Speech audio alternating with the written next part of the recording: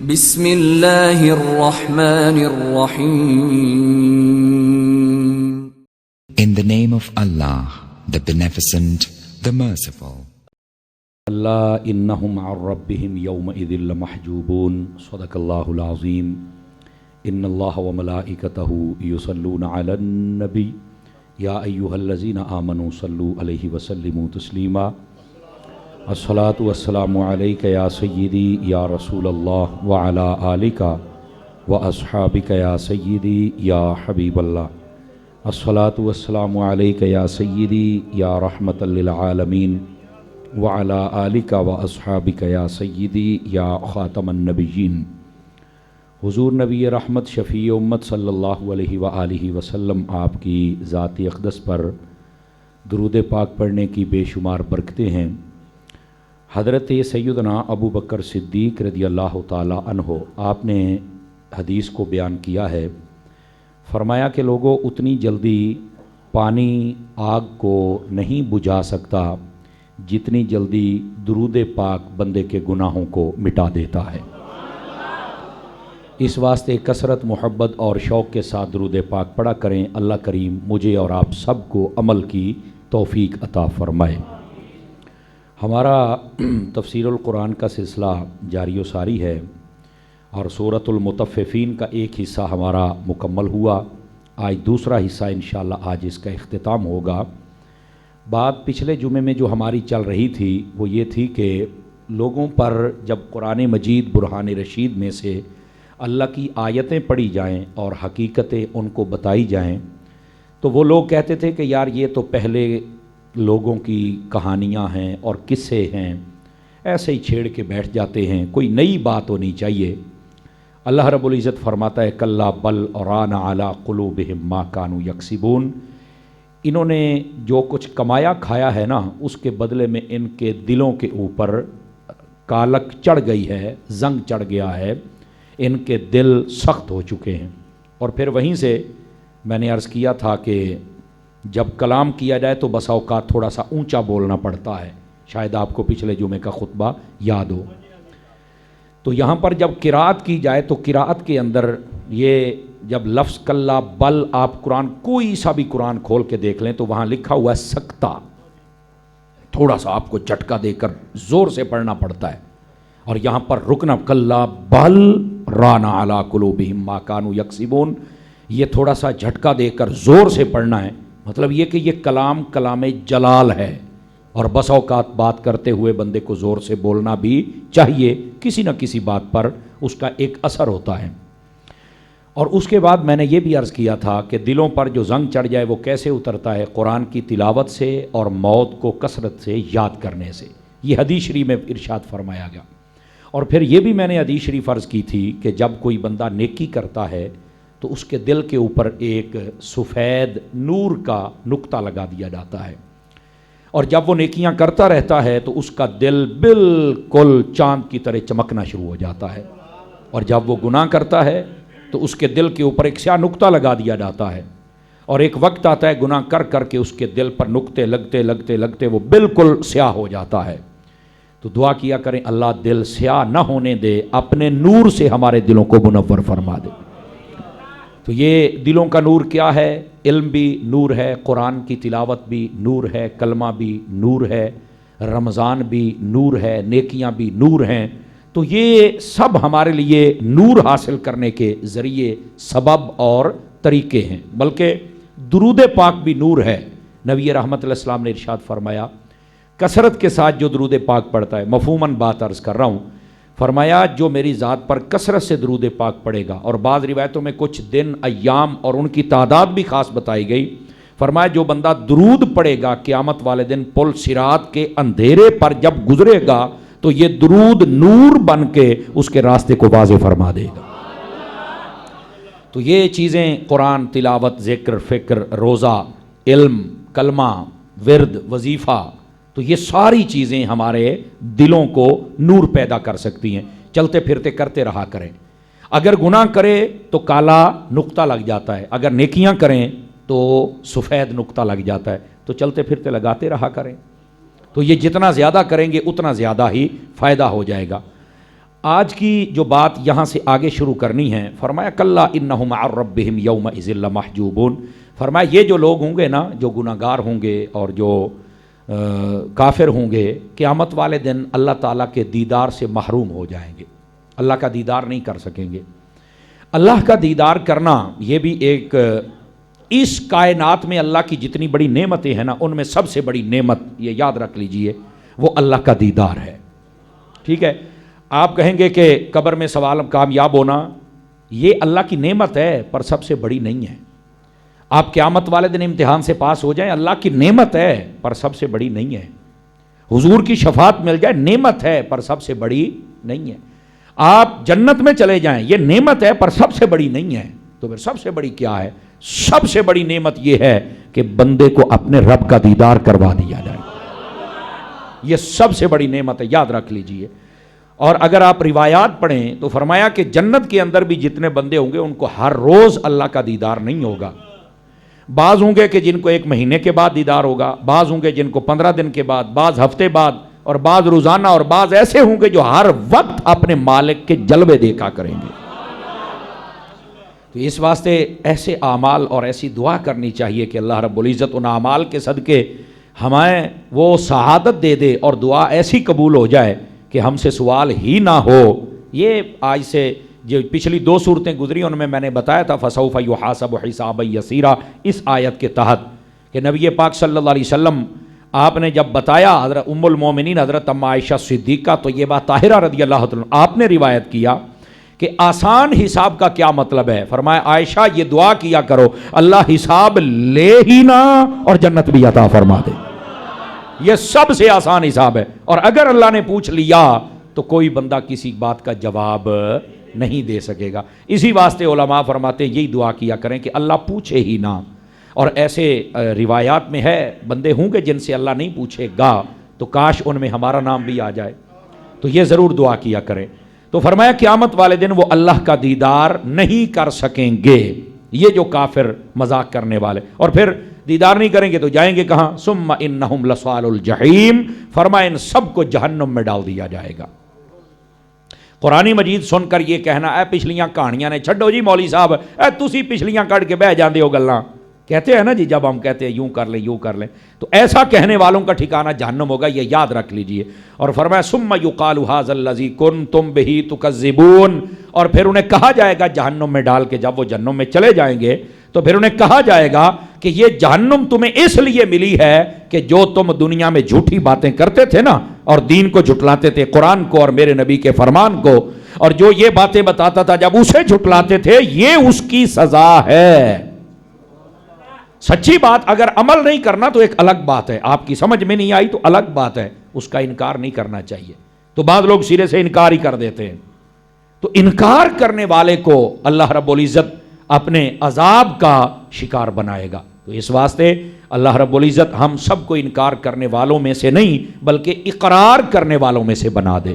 اور اس کے بعد فرمایا کلا ان کتاب الابرار لفی علیین، فرمایا اے لوگو یہ سن لو، خبردار، بے شک، ہاں ہاں، یہ ایک جملہ ہوتا ہے یہ اگلے کی توجہ حاصل کرنے کے لیے، ہاں ہاں، اللہ فرماتا ہے کہ یہ جو نیک لوگ ہوں گے ان کا جو نامہ اعمال ہوگا، ابرار نیکوں کو کہتے ہیں، فرمایا یہ جو نیک لوگ ہوں گے ان کا نامہ اعمال بلندیوں میں ہوگا۔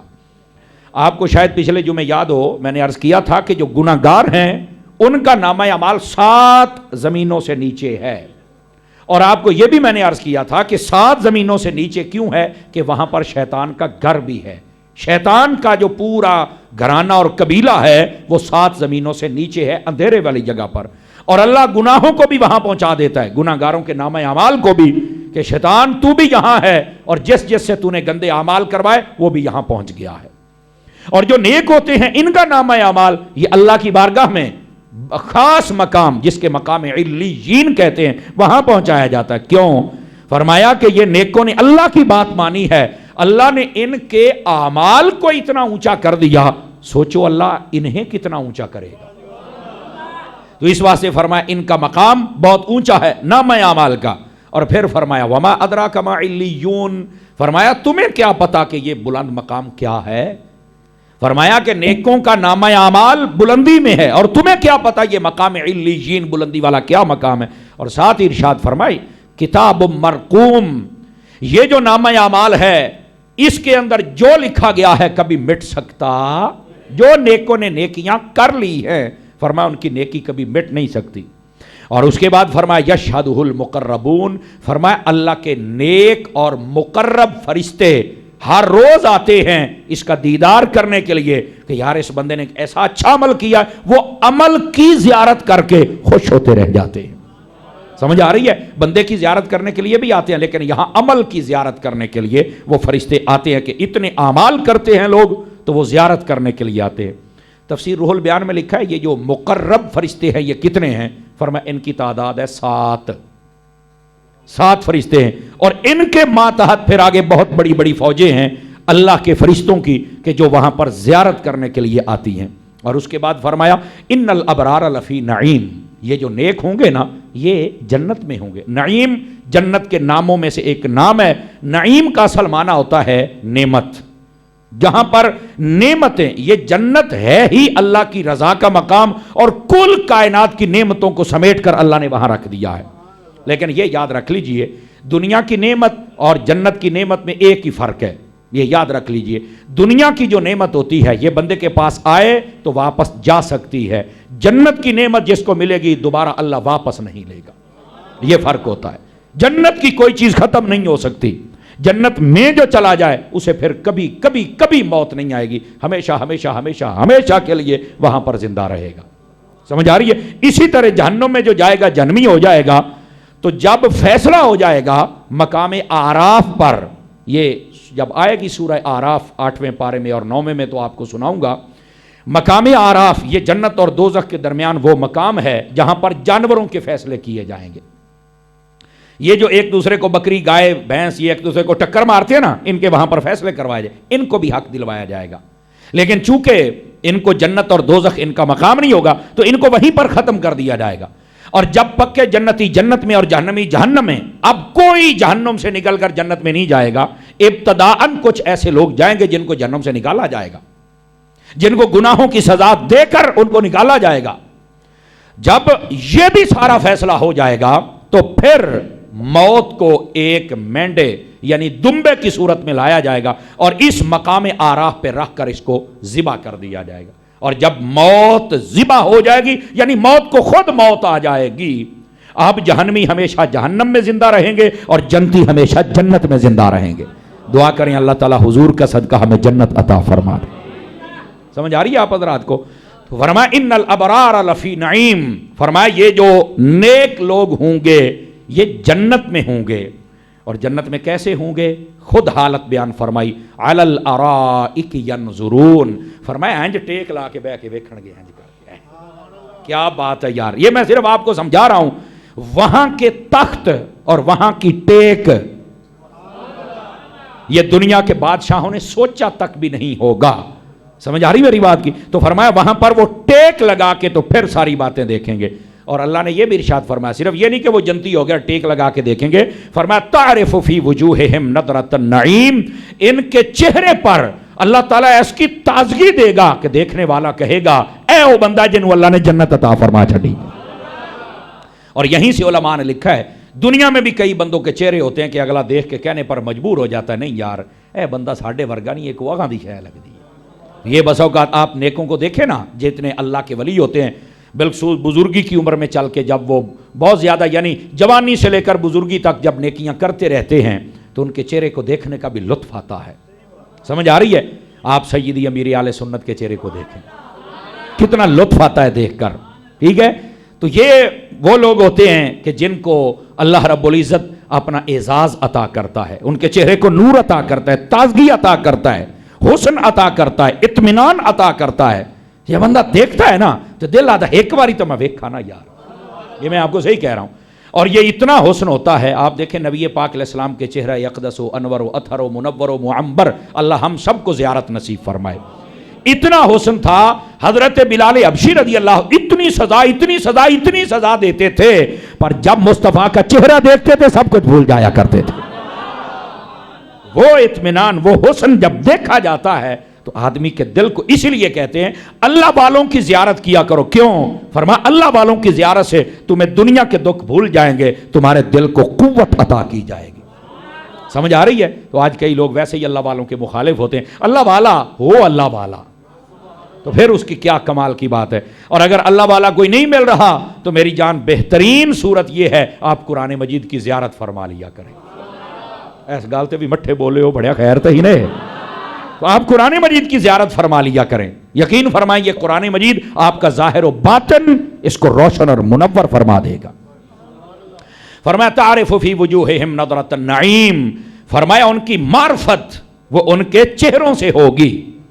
اب یہاں پر علماء نے لکھا ایک ہوتی ہے معرفت, ایک ہوتی ہے رؤیت. رؤیت آنکھ سے دیکھنے کو کہتے ہیں اور معرفت دل کی آنکھ سے دیکھنے کو کہتے ہیں. ہم جتنے لوگ ہیں ہم آنکھ سے دیکھ سکتے ہیں, جو اللہ کا ولی ہوتا ہے وہ دل کی آنکھ سے دیکھتا ہے اور دل کو دیکھ لیتا ہے. اسی واسطے فرمایا صوفیاء نے جب کسی عالم کے پاس بیٹھو تو اپنی زبان کو تھوڑا قابو میں رکھا کرو, زیادہ باتیں نہ کیا کرو ورنہ پکڑ ہو جائے گی. اور اگر کسی اللہ کے ولی کے پاس بیٹھو تو اپنے دل کو ذرا قابو رکھا کرو. اے میں بیٹھے بیٹا تولی نہ رکھیا کر. توجہ نہیں فرمائی آپ حضرات نے اللہ کے ولی کے بارے میں. اور جناب علی ایو جائے نے تے پتہ نہیں نماز پڑھ دن کہ نہیں, تہجد ہوندی ہے کہ نہیں, اے دے وڑ کے پتہ نہیں کی ہو جان, اے پتہ نہیں شاہ بھی ہے کہ نہیں, تے پیر بھی ہے کہ نہیں, اور مر رہے ہیں سدھا ہو کے بو. نہیں توجہ فرمائی آپ نے. یہ تھوڑا دیسی ماحول میں نے بتایا کہ جب اللہ کا نیک ولی بیٹھا ہو تو اس کے سامنے جب بیٹھے تو دل کو قابو کر کے بیٹھے. نبی پاک صلی اللہ علیہ وسلم آپ نا جب مکہ فتح فرمایا تو ایک صحابی ہیں جن کا نام ہے فضالہ بن عبید رضی اللہ عنہ. ان کے مزار شریف پر بھی اللہ نے مجھے جانے کی سعادت بخشی ہے. ان کا مزار شریف دمشق میں ہے, ملک شام میں. ابھی جب میں گیا تھا تو ان کے مزار شریف پہ حاضر ہوا, اور ان کا اور حضرت امیر معاویہ کا مزار ایک ہی مزار میں موجود ہے, یعنی ایک ہی کمرہ اس کے اندر ان دونوں کا مزار موجود ہے دمشق شہر کے اندر. فقیر نے ان کی زیارت کی ہے. یہ حضرت فضالہ بن عبید رضی اللہ تعالیٰ عنہ فتح مکہ والے دن ابھی انہوں نے کلمہ نہیں پڑھا تھا. نبی پاک نے جب عام معافی کا اعلان کر دیا نا تو اس نے کیا کیا, طواف کرنے والوں میں مل گیا اس وقت, اور ان کے ہاتھوں کے اندر ایک خنجر تھا جس کو زہر آلود کر لیا. کہتا مسلمانوں کے نبی کو تو میں آج بس اس رش میں نا قتل کر دوں گا, استغفر اللہ. نبی پاک جب ان کے پاس سے گزرے نا تو وہ دل میں یہ سوچ رہا تھا, تو آقا کریم علیہ السلام کو پتہ چل گیا. فرمایا ارا میں نا, تو وہ جب قریب آیا تو فرمایا کی سوچی جانا ہے؟ کہتے نہیں کچھ بھی نہیں. اچھا آپ نے نا سینے پر یوں ایسے ہاتھ مارا. حضور کبھی کبھار نا شفقت سے یوں ایسے سر پہ ایسے ہاتھ مارتے تھے, یہ ایک شفقت محبت اور انس کی دلیل ہوتی ہے. آقا کریم علیہ السلام نے اپنا ہاتھ یوں مارا کہ اچھا ٹھیک ہے بھائی. جب واپس آئے نا تو کہتا حضور میں کلمہ پڑھنا ہے. کہ حضور نے فرمایا اب گل سنن والی ہے, فرمایا بھائی کلمہ پڑھ لے لیکن مجھے یہ بتا پہلے سوچ کے آ رہا تھا. کہتا ہے حضور جب تک آپ کا ہاتھ نہیں لگا تھا نا تو میرے دل میں یہ تھا کہ آج میں ان کو قتل کر دوں گا, یہ میرے پاس ہے خنجر. لیکن جب آپ کا ہاتھ لگا نا آپ میرے دل کے خیالات پہ مطلع ہوئے اور آپ نے ہاتھ مبارک لگایا, اللہ نے ہر قسم کی نفرت میرے دل سے نکال کے آپ کا پیار میرے دل میں ڈال دیا تھا.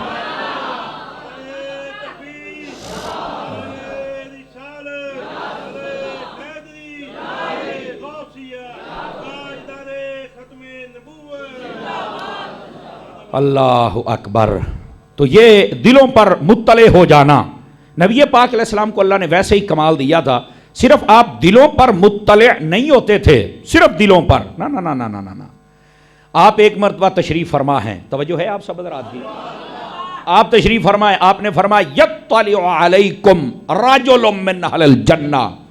آپ نے فرمایا اپنے گھر بیٹھے ہوئے ہیں اور چاند ایک صحابہ بیٹھے ہیں, فرمایا ہن جڑا بندہ آندا پیا انہیں پکا جنتی ہے. تو کہاں گئے وہ مولوی, وہ پیر, وہ لوگ جو کہتے ہیں حضور کو دیوار کے پیچھے کا پتہ نہیں. میں کیا عقل دا علاج کرا, ابھی تو دیوار بھی تھی, دروازہ بھی تھا, گلی میں تھا. حضور نے پہلے فرما دیا بھی جو آ رہا ہے یہ جنتی ہے, تو پتہ ہے نا پیچھے کون ہے, اور یہ بھی بتا دیا کہ اس کا خاتمہ کیسے ہوگا, جائے گا کہاں. جی ہاں, تو جب وہ آئے تو کون تھے, وہ حضرت ابوبکر صدیق کی ذات ہے. سمجھ آ رہی ہے؟ تو آقا کریم صلی اللہ علیہ وسلم کو اللہ نے یہ کمال بخشے دل کی جاننا, تو یہ تو مسئلہ ہی نہیں تھا نا. ہاں ہاں, آقا کریم صلی اللہ علیہ وآلہ وسلم اور یہ صحابہ کرام علیہم رضوان کو بھی اللہ نے کمال بخشا ہوا تھا. تو آپ نیچے دیکھ سکتے ہیں وہ سائڈ پہ کر رہے ہیں تو ستلے ویکو، ٹھیک ہے. اچھا کیا، یہ ٹھنڈ تھوڑا سا بسا اوقات لگتی ہے، یہ اچھا ہو گیا. اب ذرا توجہ فرمائیں. تو دلوں پر مطلع ہونا یہ تو مسئلہ ہی کوئی نہیں ہے نا جی، ٹھیک ہے. اسی طرح حضرت مولا مرتضیٰ کو دیکھیں، حضرت عثمان غنی، حضرت فاروق اعظم، ان سب کی ہسٹری پڑھ کے دیکھیں، آپ منٹ سے پہلے اگلے کی دل کی بات پر مطلع ہو جاتے تھے. اسی واسطے آپ کو پتہ ہے جتنے اللہ کے ولی ہوتے ہیں ان کو کیا کہا جاتا ہے؟ تمام علماء تفسیر نے اور صوفیاء نے اور اہل سیر نے اور اہل علم نے لکھا ہے یہ جتنے اولیاء ہوتے ہیں یہ جواسیس القلوب ہوتے ہیں، دلوں کے جاسوس ہوتے ہیں. یہ ان کا لفظ موجود ہے، جواسیس القلوب، دلوں کے جاسوس. تم زبان سے کہو گے ادھر نہیں، جو تمہارے دل میں ہے. اللہ کی عطا سے اللہ کا ولی اسے بھی جان لیتا ہے. اللہ یہ کمال عطا کرتا ہے. اللہ ہمارے دل بھی روشن فرما دے. اور میں آپ کو بتاؤں کہ یہ بسا اوقات ہمارے اوپر بھی، آپ اتنے بندے بیٹھے ہیں، شاید زندگی میں کبھی کبھار ایک مرتبہ ایسا ہوا ہوگا آپ جس بارے میں جو آپ نے کوئی بندہ دیکھا پہلی مرتبہ ملا ہے، آپ نے دل میں جو سوچا نا وہ بندہ کبھی کبھار ایسا ہوتا کہ وہی نکل آتا ہے. مثال کے طور پہ آپ نے آخیا بھی یار ہے بندہ میں نے 2 نمبر کو لگتا ہے تو میں کو ٹھاگ لگتا ہے، حالانکہ آپ پہلی مرتبہ دیکھا. اللہ تعالیٰ نے نا ایمان والے کو ایسے سینسر عطا کیے ہیں، اگر یہ نیکیاں کر لے نا تو آپ کا نشانہ ٹھک لگے. لیکن ہم وہ نیکیاں کرتے نہیں، سینسر لوز ہو جاتے ہیں. لیکن آخر ہیں تو صحیح نا. کئی مرتبہ آپ ایسے بیٹھے ہوئے ہیں، آپ نے بازار میں ایک بندہ دیکھا تو بندے نے تمہیں مڑ کے دیکھا، تسی آخیا لگتا ہے بندہ مینوں لبدا ودا ہے، وہ اخیر تواڈے کول ہی آ جاتا ہے. ایسا ہوتا ہے نا کبھی کبھار. تو جو آپ ہیں، اگر آپ اور میں، ہمارا سینسر اتنا کام کرتا ہے تو آپ بتائیے جو اللہ کے ولی ہوں گے پھر ان کا سینسر کتنا کام کرتا ہوگا. ٹھیک ہے. تو یہ ایک اس کو چھٹی حس کہتے ہیں. یہ میں سینسر لفظ استعمال کر رہا ہوں آج کل کی تعلیم کے حوالے سے، ورنہ اس کو چھٹی حس کہتے ہیں. وہ بندے کی جب کامیاب ہوتی ہے نا تو بندے کو پہلے ہی پتہ جو کہتا ہے وہی ہو جاتا ہے. جناب سمجھ آ رہی ہے؟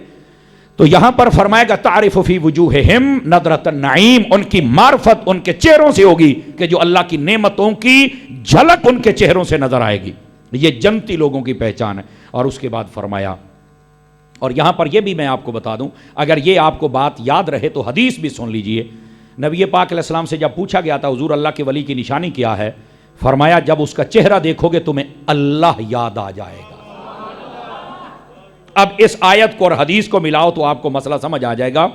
اللہ فرماتا ہے جو جنتی اور نیک لوگ ہوتے ہیں ان کے چہروں سے تمہیں پتا چلے گا. اور حضور فرماتے ہیں جس کا چہرہ دیکھ کے تمہیں خدا یاد آ جائے وہی تو نیک اور ولی ہوتا ہے. اب یہ 2 آیتیں ملائیں، قرآن بھی اور حدیث بھی، انہوں نے ہمارا مسئلہ حل کر دیا کہ جو اللہ والا ہوتا ہے اس کے چہرے پر بہرحال نور، اطمینان اور سکون ضرور ہوتا ہے، جو دیکھنے سے بندے کو سکون مل جاتا ہے. حضرت بلال پاک والی بات میں سنا ہی چکا ہوں، بلکہ حضرت مولا علی کی نہ سناؤں آپ کو. مولا علی شیر خدا مشکل کشا رضی اللہ عنہ آپ تشریف فرماتے. ایک شخص نے پوچھا ہمیں بتائیے کہ حضور صلی اللہ علیہ وسلم آپ کیسے تھے؟ حضرت مولا علی پاک سانو کہتے ہیں کہ تسی نہ سنی کام بہت چک دیندے ہو. حضرت مولا علی پاک نے پھر گل چکی تھی چس کرا دیتی. جون نبی پاک دیاں زلفاں تو گل شروع کی تھی تے پاؤں مبارک دے ناخنا تک گل کی تھی تے ساری گل کر کے پتہ کی آکھیا ہے؟ فرمایا لم ارا قبلہ مثلہ ولا بعدہ، او قسم خدا دی مصطفیٰ جے آنا اساں پہلو ویکھے تے نہ قیامت تائیں ماں کوئی جمن لگی ہے. ایسے سننے سمجھ آ رہی ہے؟ کوئی نہیں آ رہی آپ حضرات؟ یا رسول اللہ صلی اللہ علیہ وسلم، اللہ اکبر. تو یہ حضرت مولا مرتضیٰ شیر خدا رضی اللہ تعالی عنہ، آپ نے نبی پاک صلی اللہ علیہ وآلہ وسلم آپ کی یہ شان و عظمت اور ہر اعتبار سے بیان فرمائی. اور اس حدیث پاک میں جہاں پر آپ کے بالوں کا ذکر کیا، آپ کے بینی مبارک یعنی یہ جو آپ کا پیشانی پاک اس کا ذکر کیا، ابروؤں کا کیا، آنکھوں کا کیا، آپ کی آنکھوں میں جو چلنے والے سرخ ڈورے ان کا ذکر کیا، انگلیوں کا کیا، پوروں کا کیا، پسینے کا کیا، آپ کے قدموں، ہر چیز کا ذکر کر کے نا حضرت علی المرتضیٰ نے آخر میں جب بات ختم کی فرمایا ایسا ہم نے نہیں دیکھا. تے نال انہوں کہنے لگے جی اجے بھی سمجھ نہیں آئی تے تینوں سمجھاواں. انہیں کہا دسو. فرمایا سخت بندے کو پیاس ہو، صحرا میں بیٹھا ہو، پانی بھی ختم ہو جائے، مرنے کے قریب ہو، وہاں پانی مل جائے تو کیا ہوتا ہے؟ کہندا بڑی چس آؤندی ہے. فرمایا اللہ دی قسمیں اس تو بھی زیادہ چس مصطفیٰ نو ویکھن تو بعد آؤندی سی بندے. سمجھ آ رہی ہے جی؟ کیا مثال دی مولا علی چہرے خدا نے. آواز سمجھے آپ حضرات؟ تو آقا کریم صلی اللہ علیہ وسلم آپ ہیں نا، پھر بس آپ کی نگاہ پڑ جائے تو سبحان اللہ. کاش کے لوگوں کو سمجھ آ جائے آقا کریم صلی اللہ علیہ وسلم آپ کی ذات اقدس سے محبت ہو جائے تو مدینہ مدینہ ہو جائے. اس کے بعد فرمایا یسقون من رحیق مختوم. غور سے سماعت فرمائیں گے آپ حضرات. فرمایا کہ جب وہ جنتی جنت میں جائیں گے ان کو ٹیک لگانے کے لیے بہت بڑے بڑے تخت دیے جائیں گے. وہ وہاں سے سارے نظارے اللہ کی رحمت کے دیکھیں گے، جنت کی ساری نعمتیں دیکھیں گے، ان کے چہرے سے اطمینان بھی جھلکے گا. تو فرمایا پھر ان کو اللہ تعالیٰ پاکیزہ شراب بھی پلائے گا. یسقونا پلائی جائے گی، من رحیق پاکیزہ شراب. اب یہ پاکیزہ کا کیا مطلب ہے؟ نہ بدبو آئے گی، نہ اسمیل آئے گی، نہ ہی اس کے پینے کے ساتھ آدمی کو نشہ چڑھے گا، نہ ہی اول فول باتیں کرے گا. آپ نے توجہ نہیں فرمائی؟ یہ سب کچھ اس کی تفسیر میں لکھا ہوا ہے. سمجھ آ رہی ہے؟ فرمایا وہ پاکیزہ شراب ہوگی. اور آگے جو بات کہی مختوم، فرمایا ایسی ہوگی کہ وہ جو پیے گا وہی ڈھکن کھولے گا، اس سے پہلے کسی کو کھولنے کی اجازت ہی نہیں ہوگی. بالکل ڈبہ پہ اکسیل بند، نہیں کوئی کھول سکے گا. جس کو عطا کی جائے گی وہی کھولے گا. اور اس کے بعد پتہ کیا فرمایا؟ ختامہ مسک. فرمایا جب وہ کھولے گا تو خوشبو ان جائے گی جی میں کستوری ہوں دی. مسک کستوری کو کہتے ہیں. فرمایا ختامہ مسک، اس کی جو مہر ہوگی جب کھلے گی تو مسک جیسی آئے گی.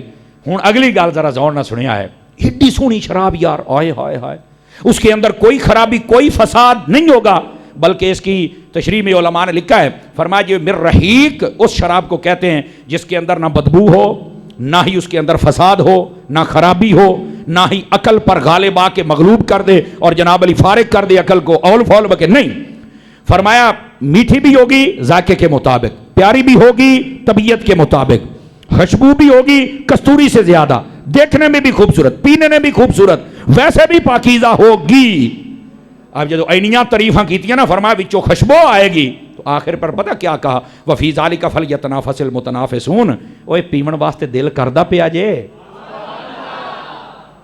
یہ آخر میں کہا پین واسطے دل کردہ پیا جے، یعنی تمہارا جی للچا رہا ہے. اور یہ اس آیت میں فرمایا اوے یہ باتیں سن کے تمہارا جی للچانا چاہیے کہ یا اللہ وہ شراب پلا. تو فرمایا کیسے پیو گے؟ فرمایا اطاعت رب کی کر لو، اللہ تمہیں وہ پاکیزہ شراب عطا فرما دے گا. وفی ذالک فلیتنافس المتنافسون. یہ فلیتنافس نفس سے نکلا ہے کہ بندے کا دل ادھر لٹک جاتا ہے. یہ علماء تفسیر نے یہی ترجمہ کیا ہے کہ بندے کا دل اس جانب ہو جائے. کسی شاید ایڈا سونا ذکر سن لوے نا تو وہ ہر ویلے ادا ہی رہندا ہے. جی میں بیبیاں نو زیادہ سونے دا شوق ہوندا ہے، ہر ویلے آدھی نے کیویں مینوں انگوٹھی لب جائے، کیویں مینوں اے لب جائے، اس کا دل ادھر رہتا ہے. مردوں کا پیسے کی طرف زیادہ دھیان رہتا ہے اور نوجوانوں کا چٹی چمڑی کی طرف رہتا ہے. نوجوانہ تو نہیں بولنا، باقی تو بولو چاہ. سمجھے نا؟ یہ ایک عجیب کیفیت ہوتی ہے نا، عمر کا ایک حصہ ہوتا ہے. وہ جناب علی کوئی سونے دے پیچھے تے کوئی جناب مال و دولت دے پیچھے تے کوئی چٹے رنگ دے پیچھے. اوے تینوں یہ ساریاں دے پیچھے ٹرن دا حکم نہیں، تینوں رب دے رسول دے پیچھے چلن دا حکم ہے. کاش کہ ہماری ڈائریکشن درست ہو جائے. تو فرمایا کہ ہم وہ شراب دیں گے جنت کے اندر. تو آپ کو یہ نہ کہا جنت شراب ہونے تو بڑے تھائیں پی لئیے. اور میں کیا مر رہے ہیں، نالے بھی لکھے ہوئے ہیں یہاں والی جو شراب ہے یہ پاکیزہ نہیں ہوتی، اس میں خوشبو نہیں ہوتی، اس کے اندر خرابی ہے، فساد ہے، اس کے اندر عقل مغلوب ہو جاتی ہے، بندے کو اپنے پرائے کا پتہ ہی نہیں چلتا. حضرت ابو بکر صدیق رضی اللہ تعالی عنہ آپ سے جب پوچھا گیا آپ نے کبھی شراب پی؟ فرمایا نہیں. کیوں؟ فرمایا جو شراب پیتا ہے اس کا دماغ اپنی جگہ پر نہیں رہتا، تو میں ابو بکر ہاں میرا اپنی جگہ تے رہندا ہے. آپ نے توجہ نہیں فرمائی جملے پر. فرمایا میں کیوں شراب پیواں؟ اور یہی تو بات ہے. حضرت صدیق اکبر تقریباً 37.5 سال عمر تھی حضرت ابو بکر صدیق کی جس دن آپ نے حضور کا کلمہ پڑھا تھا. 37.5 سال عمر. 37.5 سالوں میں نہ آپ نے چوری کی، نہ بدکاری کی، نہ شراب، نہ کسی بت کو سجدہ کیا. کیوں؟ اوے جڑا خلیفہ بلا فصل ہوئے نا اللہ تعالیٰ ایسے محفوظ کرتا ہے، پھر ابو بکر صدیق بن کے لوگوں کے سامنے آتا ہے. حالانکہ وہ معاشرہ یہ تھا، اس میں تو کام ہی یہ تھے، لیکن حضرت ابو بکر کو بچا لیا. کیوں؟ اللہ نے بچایا ہے نا. اللہ اللہ تے خیر صلی اللہ. سمجھ آ رہی ہے میری بات کی؟ بلکہ اگر سیدی اعلیٰ حضرت صاحب رحمت اللہ تعالیٰ علیہ آپ کے فتاوی رضویہ سے میں ایک بات سناؤں آپ کو اگر آپ جاگ رہے ہیں تو. دعوت اسلامی نے ایک کتاب شائع کی ہے، اس کا نام ہے فیضان صدیق اکبر. آپ جتنے لوگ بیٹھے ہیں اگر آپ لے کے پڑھیں تو آپ کو بڑا لطف آئے گا. یہ فیضان صدیق اکبر حضور صدیق پاک کی شان پر کتاب ہے. اس کے اندر بھی اس کی وضاحت کو لکھا گیا ہے. فتاوی رضویہ شریف میں بھی